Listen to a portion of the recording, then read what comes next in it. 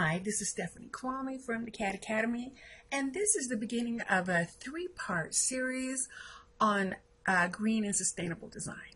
And we are going to use LEED criteria to design a home, and then I'm hoping that you'll enter our LEED Dream Home Contest that starts at the beginning or the end of winter break and then ends at the end of February. And it's a national contest, and the winner receives a laptop, so it's well worth it to enter the contest. So we are going to learn about leadership in energy and environmental design while we design a green and sustainable house using ARCHICAD. And if you haven't yet, you need to watch the video that's on this unit about LEED, and then you can find out about the different criteria. And to me, LEED is very inspirational because it was an idea that two people came up with, and now it is a standard. So it shows you that you can still make a difference, just that one or two people can really make a difference. So when I was thinking about doing an example house for us to do as a project, of course, I decided we needed to go to Hawaii, one of my favorite places. And this is me. I can just see myself sitting on this patio, looking out at the ocean. And so my husband and I were driving around in Kauai, Hawaii, and came upon these stilt houses. And I thought, boy, that is just really great. I would love to go inside one or live there. And so I decided that's what we're going to do. And so most people, when they decide the location, or it's called location and linkage in LEED, when they decide where your dream home is going to be, it's usually where you live because you know that area very well. But in this case, since I picked Kauai, Hawaii, I had to do some internet research. And so you're going to have access to the internet to find different types of material that you want. So you need to be looking up. But in Kauai, it does have just almost the perfect temperature. However, in 1992, it was in the direct path of Hurricane Iniki. And my husband and I went there after the hurricane, and it was just devastating for the people on this island. And so I decided one thing for sure is this house is going to be built with that hurricane in mind. And again, this is the step-by-step information from the PDF on the Instructor Portal that I'm showing you here. We're not going to go through the whole thing, but just talking about some things. And so material, keeping energy conservation materials is important with LEED. And so with that in mind and the hurricane situation, I chose Rastra. I did a little bit of internet research, but of course my house in Phoenix is made out of Rastra, so I thought it's really great. You can see the house left standing there is the only house in that area left standing after Hurricane Katrina. So this material should be able to help me out. So now, without further ado, we're going to learn as we go. And again, this is the first in the series, so we're not going to be doing too much LEED this time, but in the next classes we will. We have to have the building take shape.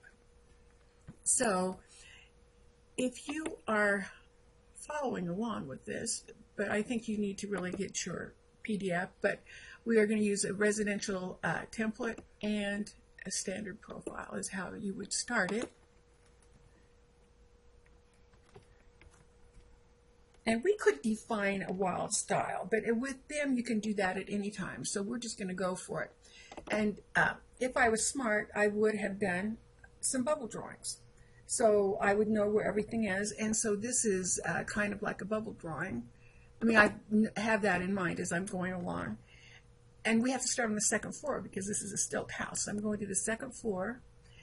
And I'm keeping this simple because I just have simple things. I just want to simply sit there and watch each unique wave from the ocean go in and out like snowflakes. They're all unique. It's a 40 by 30 base, and I need to right click and say okay to close that. I'm going to go ahead now and take a slab, and using the magic wand I'm hitting the space bar. I'm just going to select the outside of that. And then with the slab tool still up and on the info box, This is a geometry method, so I can draw individual lines. So I'm going to start here. I'm going to have this patio be 15 feet by 30 feet. I can see it now. By 15. And then we're going to close that. So that's kind of a general size. Let's go see what it looks like. It's taken shape for sure. Okay, now this house is going to be standing on stilts, so I'm going to go put in the stilts down. We're going to go down to the first floor, and I can't see anything, so I wouldn't know where to put those, so I definitely need to right-click on the second floor and do Show as a Trace Reference. Now my columns are going to be robust. I'm making them 3 foot square. I'm making sure this building doesn't fall down. And if you see this, like for instance, if I want to put this on a corner, I can make that the insertion point. And then say OK, and place that there. And then I'd have to go up and change the insertion point again, or I could just move them after the fact. And I'm going to opt for moving after the fact. We're going to really support my balcony as well. Now we need to move those. So we just get into the edit mode by selecting the arrow. When you see the little arrow, whoops, I didn't get that right. I need to move that right out to the outside. And again, that's the alignment.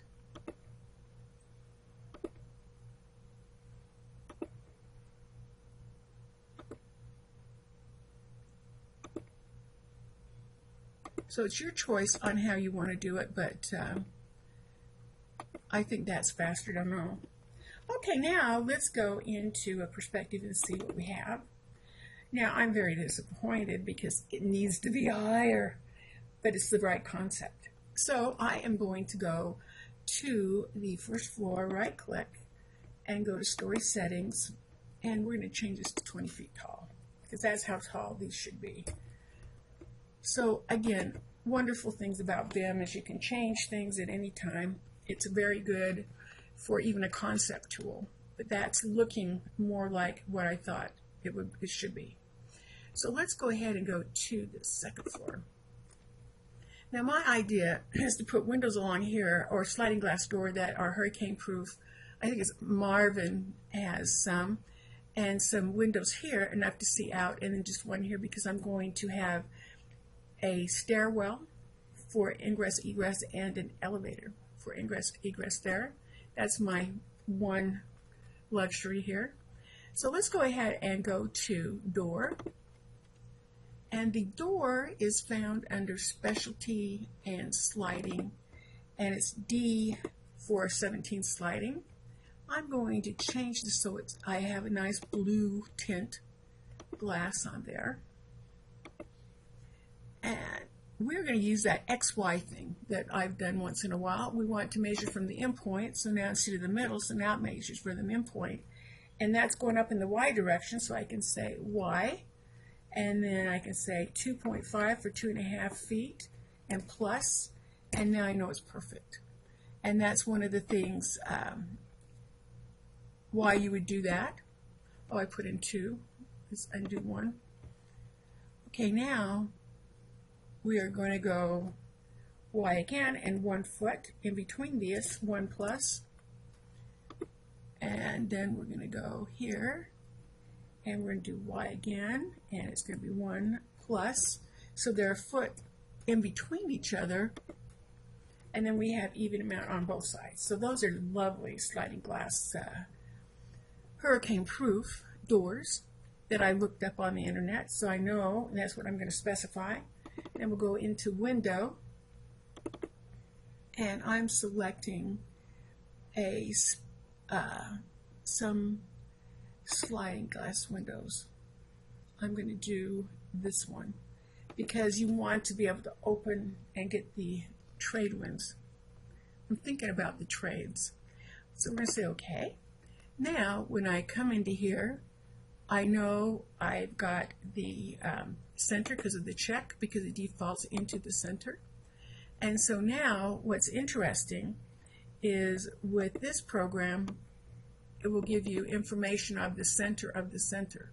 So if I go here, you can see it already.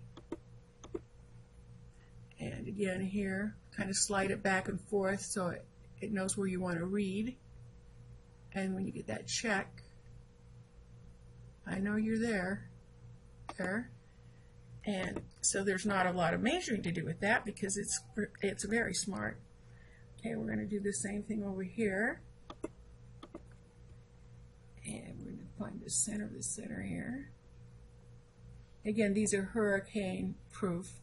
I think nothing is 100%, but anything you can do to help. In Arizona, I wish we could find something that was termite proof. Okay, so now we're going to put one back here because of our stairs and elevator. So that's a very good start. Let's take a look. Yeah, it's taking shape, our house. So as we go along, we're going to be doing more and more looking for LEED things that we need. But we're going to go back to the second floor now, and I just want a simple gable roof that cantilevers over. We're going to make it strong so it can go over the patio without any columns, so you have a perfect view. And what we need is the roof tool. Information about the roof. We don't want to change its layer. But here is a hip roof, but I just want a simple hip roof. Gable roof on here. So we're going to come here. This has an offset, a nice little offset on it by default. I'm taking the defaults, and that should be perfect. One thing, it says 9 feet. I should have made it 10 feet tall. Roof is still in memory. I'm going to do Control A, which selects the roof again. I'm going to make that 10 feet. At 109, just 10. Defaults to feet. Okay, let's take a look. Okay, that's looking very, very nice. We have just 2 more things to do, and then on our next lesson we're going to do a lot of different things, because my idea is I'm going to be collecting rainwater and putting them in storage, and they're going to water my 2 garden areas, and I'm going to have some solar panels and also some wind turbine, because being down by the ocean I get those trade winds. But now this is what we need to fix. Let's select this and let's go up 20, right click, and then you can say trim. You want to trim with that and keep that, and we'll do the other one real quick.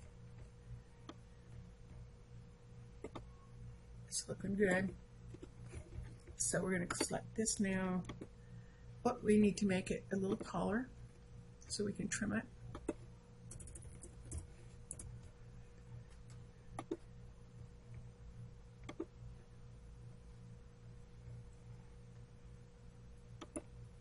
And we're going to use this our trim tool. We're going to keep that.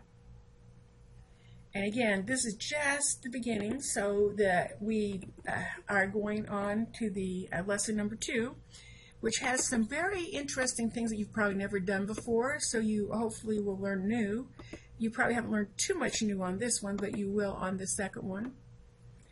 And so I bid you, until our next lesson, a heartfelt aloha and mahalo.